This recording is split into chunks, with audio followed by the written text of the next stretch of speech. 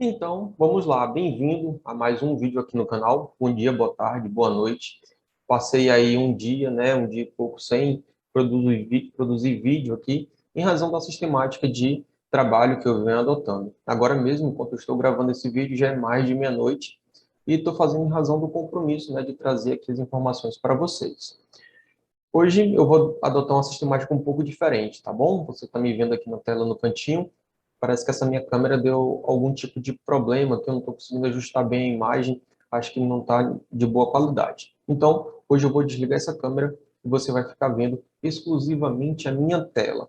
E até interessante para a sistemática, para o que a gente vai fazer hoje. Olha só, eu já falei em um vídeo anterior que o INSS tem uma nova instrução normativa, a Instrução Normativa 128, e ela veio, além com seus artigos, ela veio aí com mais 10 anexos, totalizando mais de 2.200 artigos e mais de 400 páginas. Então, toda a rotina de trabalho, eu também preciso parar para ler e me atualizar dessas normas, tá certo? Então, o que que eu vou fazer? O que que eu resolvi fazer?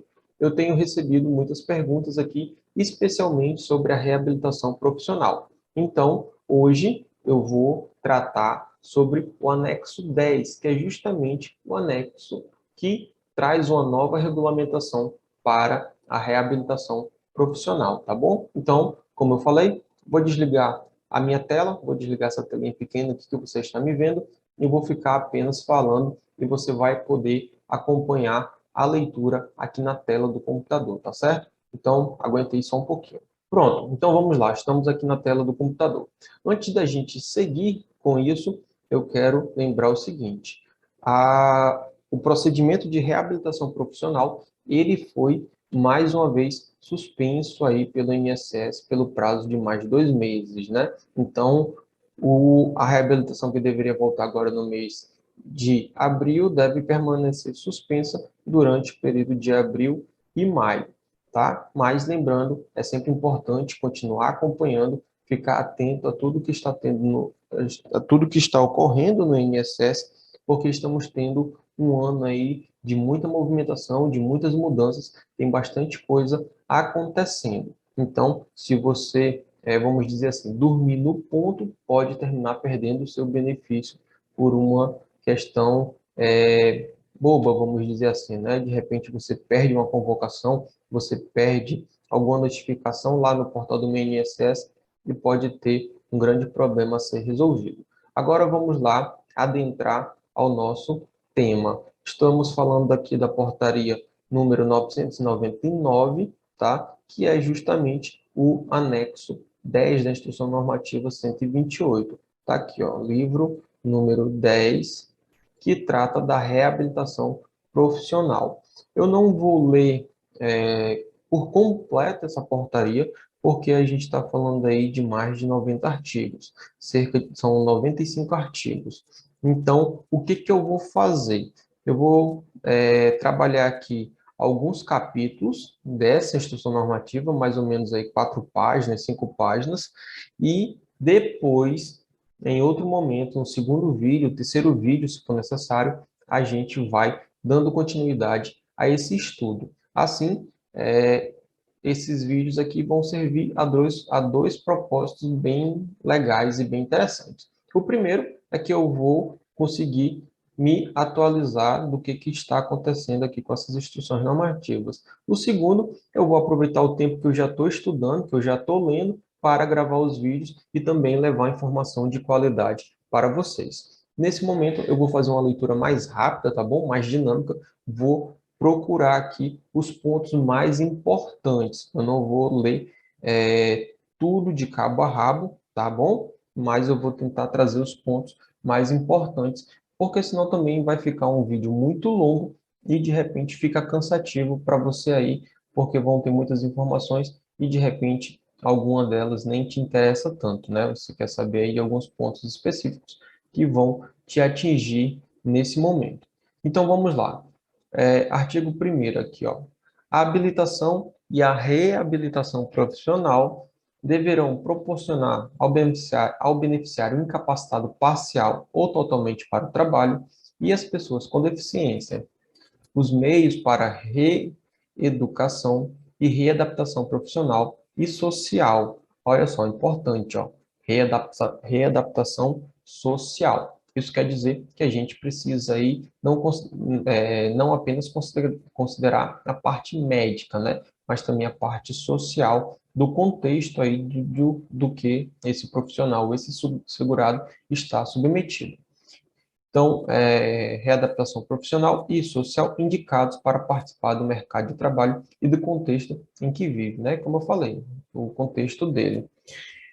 Cabe ao INSS promover a prestação de que trata esse artigo aos segurados, inclusive aposentados, e de acordo com as possibilidades administrativas, técnicas, financeiras e as condições locais do órgão, aos seus dependentes e às pessoas com deficiência. Então, a gente teve uma pergunta, inclusive, aqui no canal esses dias, em que a pessoa alega que ele foi encaminhado para a empresa e que a empresa teria a obrigação de promover essa requalificação, né, essa reabilitação. Então, estamos vendo aqui já no parágrafo 1º da nova instrução normativa que cabe ao INSS promover a prestação desse serviço. Então, não tem esse negócio de mandar para a empresa, tá bom? O procedimento de reabilitação, artigo 2º, né, o procedimento de reabilitação, de habilitação e de reabilitação profissional do beneficiário será desenvolvido por meio de funções básicas de avaliação do potencial laborativo, orientação e acompanhamento de programação profissional, articulação com a comunidade, inclusive mediante a celebração de acordo com convênio para reabilitação física restrita a beneficiários que cumpriram os pressupostos de elegibilidade ao programa de reabilitação profissional com vistas ao reingresso no mercado de trabalho. Então, tem que ter o objetivo aí de que esse segurado ele possa voltar ao mercado de trabalho. Senão, também não faz nem sentido reabilitar, né? Dar uma nova formação para a pessoa, dar uma nova capacidade, né? Uma nova capacitação, e essa pessoa não voltar para o mercado, né? Não ter o objetivo de voltar para o mercado de trabalho. Não faria sentido a gente ter essa reabilitação profissional. Acompanhamento e pesquisa de fixação no mercado de trabalho. Então, tem que também atender esses requisitos aqui, né? Mais uma vez, para que possa ser concretizado o objetivo da reabilitação profissional. O atendimento ao beneficiário, artigo 3º, atendimento aos beneficiários e as pessoas com deficiência passíveis de reabilitação profissional será descentralizado e funcionará nas APS, nas agências da Previdência Social, ou por meio de atendimento remoto, conduzido por equipe multiprofissional. Aquela discussão, né, gente, lá só o médico fazia avaliação, então precisa de uma equipe multiprofissional especializada, contribuições de execução das funções básicas e de mais funções afins ao processo de reabilitação profissional. O atendimento presencial ao beneficiário será sempre que possível nas agências, na localidade de domicílio do beneficiário, ressalvadas situações excepcionais em que ele tem direito à reabilitação profissional fora dela, ou seja, fora do domicílio, fora ali da localidade onde esse beneficiário mora. Então, nesse caso, ele vai precisar, por exemplo, se deslocar para um município vizinho para fazer essa reabilitação. Não é a opção central. Então, a opção do INSS sempre vai ser que a reabilitação ocorra ali dentro do próprio município ou da região metropolitana e, excepcionalmente, esse segurado poderá fazer a reabilitação em outro local, tá? O atendimento remoto poderá ser realizado desde que o beneficiário ou portador de condições, o portador de deficiência, né, tenha os recursos necessários para tal. E aí tem uma nova instrução normativa, depois a gente pode fazer a leitura dessa instrução. A readaptação preventiva é de competência da empresa e não se configura como responsabilidade do Instituto Nacional do Seguro Social. Ou seja, a pessoa foi reabilitada, ela vai ser readaptada agora nas suas funções na empresa, tá bom? Isso aqui é responsabilidade da empresa ver, né, e reenquadrar o funcionário dentro ali das suas lotações, não é responsabilidade do INSS. A responsabilidade do INSS Vamos deixar aqui bem destacado e bem separado.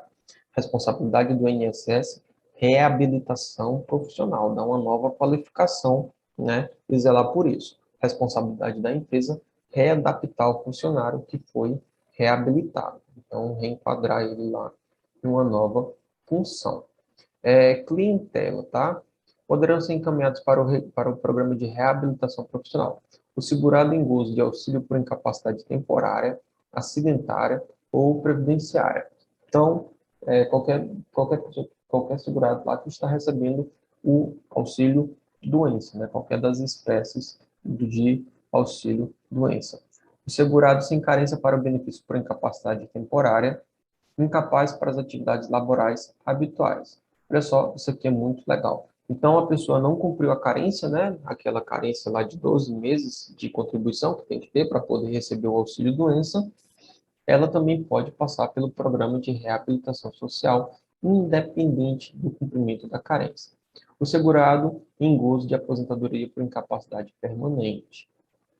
O pensionista inválido, o segurado em gozo de aposentadoria programada especial por idade do trabalhador rural que voltar a exercer atividades abrangidas pelo regime geral de previdência social e tenha reduzido sua capacidade funcional em decorrência de doença ou acidente de qualquer natureza.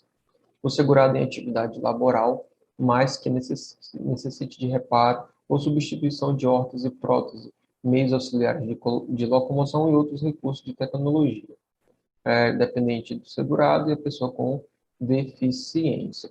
Teve uma pessoa aqui no canal, né, que perguntou se para ter direito à reabilitação era necessário estar recebendo o auxílio doença. Então, está aqui a resposta, né, qualquer pessoa, qualquer dos beneficiários, qualquer dos segurados, enquadrado nessas situações aqui do artigo 5º, elas vão ter direito ao programa de reabilitação profissional. E vamos lá, parágrafo 1º, é obrigatório o atendimento pela reabilitação profissional aos beneficiários descritos no 1, 2, 3, 4, 5 e 6. Então, veja, todas essas pessoas aqui, quando convocadas, né, elas são obrigadas a participar. Fica condicionado às possibilidades administrativas, técnicas, financeiras e às características locais o atendimento aos beneficiários relacionados nos incisos 7 e 8. Então, os dependentes e as pessoas com deficiência. Nas hipóteses do inciso 8, ou seja, as pessoas com deficiência, o atendimento depende de celebração prévia de acordo ou convenção de cooperação técnica firmada entre o INSS e instituições e associações de assistência à pessoa com deficiência. Tá bom? A obrigatoriedade do programa. Eu já falei aqui que, uma vez convocado, o segurado é obrigado a participar e isso não teve nenhuma alteração. Então, vamos lá. Artigo 6. O processo de reabilitação profissional é obrigatório para os beneficiários que estão afastados do trabalho. Tá vendo? É obrigatório para os beneficiários que estão afastados do trabalho.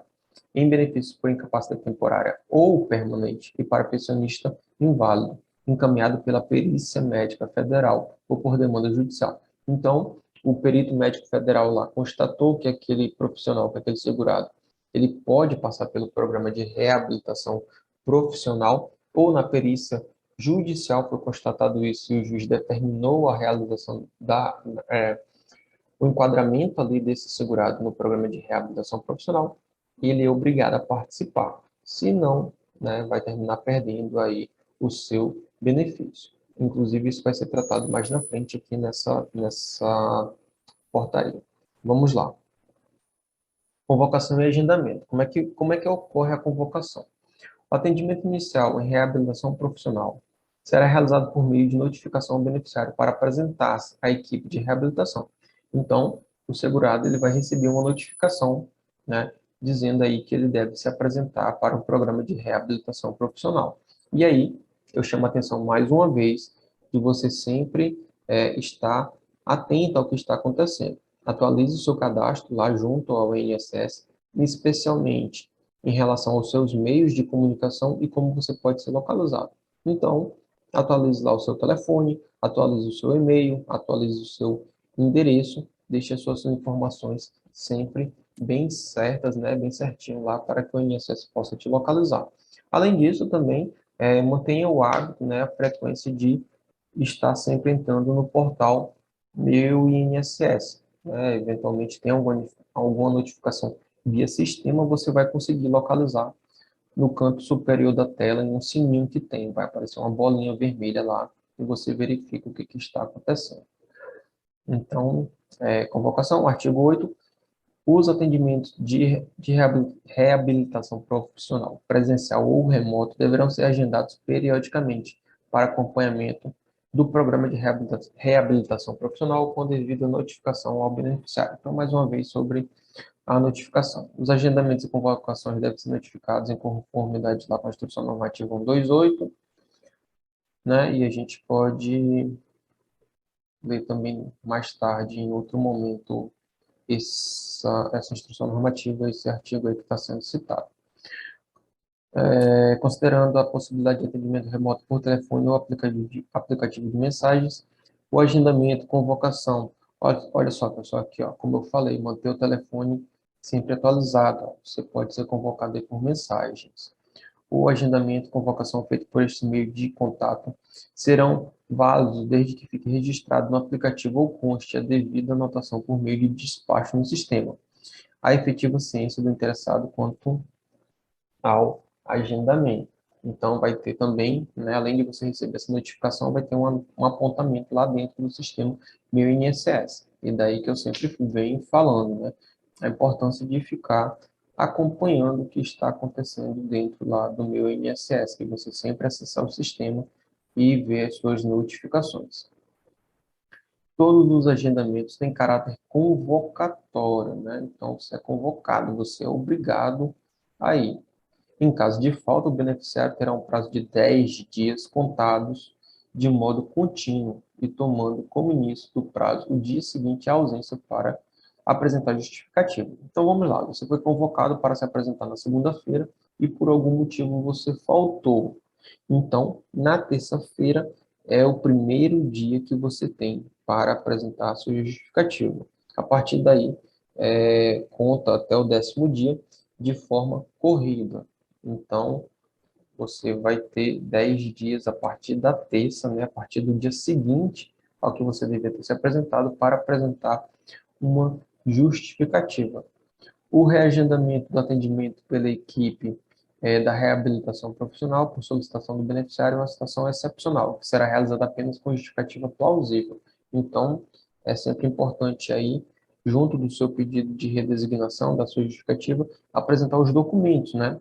Justificativa plausível quer dizer como você deve demonstrar que realmente tem uma situação que te impede de participar, de comparecer ali na data do agendamento. Então, sempre a importância de ter documentos e comprovar o que você está alegando.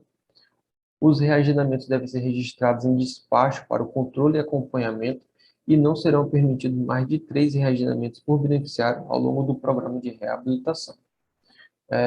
Essa questão aqui da possibilidade de até 3 é uma questão que talvez a gente enfrente aí demandas judiciais, né? Principalmente dependendo do motivo. Vamos supor sei lá, que é um segurado aí que precisa de constantemente de internação hospitalar.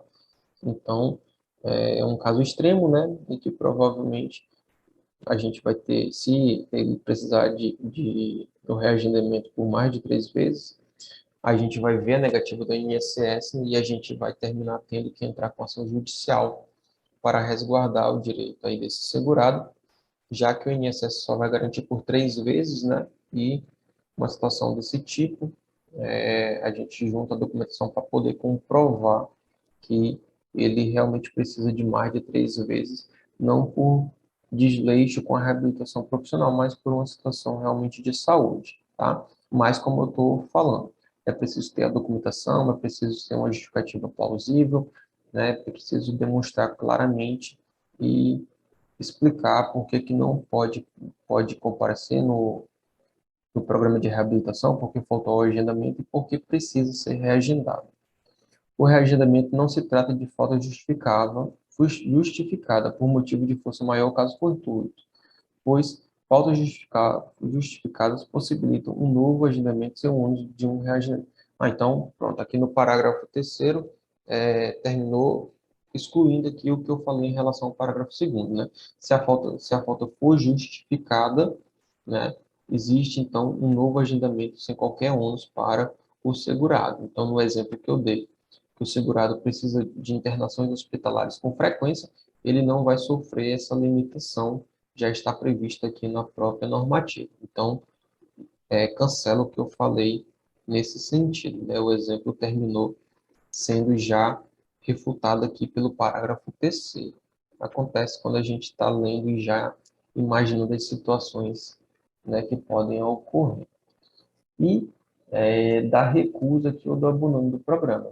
Caracteriza recusa ao programa de reabilitação profissional qualquer manifestação do segurado de desinteresse ou resistência em cumprir o programa, de forma ativa ou passiva, embora reúna condições físicas, psíquicas e socioprofissionais para o seu cumprimento. Ou seja, o segurado começa a faltar, ele não justifica, ou ele pede o reagendamento com frequência, mais do que as 3 permitidas lá, sem uma justificativa plausível, né? Uma falta não justificada. Então, isso pode terminar caracterizando aqui o desinteresse dele, né? Ou ele próprio manifesta que não tem interesse. Então, tudo vai terminar acarretando essa situação. Tá bom? Caracteriza como recusa passiva situações em que, apesar da existência de condições para cumprimento do programa, o beneficiário não progride devido à sua postura de desinteresse, por comportamentos evasivos ou inadequados, ou ainda apresenta resistência em seguir na programação definida para capacitação ou treinamento. Todos os atos e acontecimentos que levem ou podem levar à caracterização de recusa ativa ou passiva deverão ser registrados adequadamente no prontuário eletrônico, com o devido detalhamento do ocorrido e quando ele ocorreu. Então, tudo isso aqui vai ser anotado lá num prontuário no INSS, né? Depois a gente pode consultar o que aconteceu. E até é interessante, para uma eventual necessidade de defesa, de ingresso para ação judicial, o advogado poder ter acesso a esse documento e a esses registros. É considerado como abandono do programa de reabilitação profissional. Falta ao atendimento agendado e o não comparecimento espontâneo nos 10 dias seguintes para justificar a ausência e realizar o reagendamento. Então, como eu falei aí, ó, as faltas, né? Importante ficar sempre atento ao prazo para justificar também, pessoal.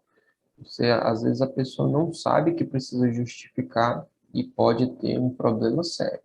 A interrupção do curso, treinamento, melhoria de escolaridade sem a ciência e a anuência da equipe de reabilitação. Então, é preciso estar em contato aí sempre com a equipe de reabilitação, tá bom? Quando caracterizada a recusa ou abandono, o profissional de referência da reabilitação profissional deverá proceder com a suspensão do benefício na data da constatação do enquadramento do fato, elaborar despacho relatando todo o ocorrido e como se deu o enquadramento da recusa ou abandono, com o devido detalhamento nas hipóteses de recusa passiva, bem como abrir exigência e emitir notificação com prazo de defesa de 30 dias, a contar da data do recebimento da ciência da notificação, para o beneficiário apresentar justificativa que comprove motivo de força maior de caso fortuito. Então, ele também não vai ser cortado assim de imediato, de forma abrupta. Ele vai receber, né, o segurado vai receber uma notificação aí para se defender e explicar o que está acontecendo dentro do prazo de 30 dias. Aplica-se às situações de caracterização de recuso ou abandono aos benefícios judiciais, devendo-se, nesta situação, observar também o estabelecido nos normativos conjuntos vigentes sobre o tema. Então, normativos aqui conjuntos do INSS com a Justiça, né? Para os beneficiários que não se enquadram nas hipóteses de obrigatoriedade, não cabe suspensão ou cessação do benefício. Todavia, o programa de reabilitação deverá concluir o profissional, né, de referência, o profissional de referência de programa de reabilitação deverá concluir o programa de reabilitação quando constatadas situações de abandono ou recusa. Ou seja, aqueles lá que não são obrigados, né, Vamos pegar lá os que não são obrigados novamente. Condicionada a possibilidade. Né? Aqui não é obrigado, né? Não são obrigados a participar. Esses aqui, caso se recusem ou abandonem o programa simplesmente vai ser encerrado pelo profissional de referência. Bom, para hoje é isso, vamos parar por aqui. Foram 13 artigos já, tá bom? E no próximo vídeo, no vídeo 2 dessa sequência, a gente começa a entrar aqui no artigo 14 da caracterização dos motivos de força maior, o caso fortuito. Então, aqui vai começar a explicar, né, como que o segurado pode justificar a sua ausência, né, aquela ausência justificada que não vai contar para os 3 reagendamentos que ele tem direito, ou seja, ele vai poder fazer o reagendamento de forma justificada sem perder os 3 reagendamentos, né? Então, é isso por hoje. Se você ficou com alguma dúvida, deixe aí nos comentários, deixe a sua sugestão de pauta. Lembre-se de se inscrever no canal, né? Ative as notificações para você saber tudo o que está acontecendo aqui no mundo do direito previdenciário, no INSS, tá bom? E compartilhe esse conteúdo. Com certeza você vai ajudar alguém. Compartilhe no Facebook, compartilhe no WhatsApp, mande aí para os seus conhecidos. Um grande abraço e até o próximo vídeo.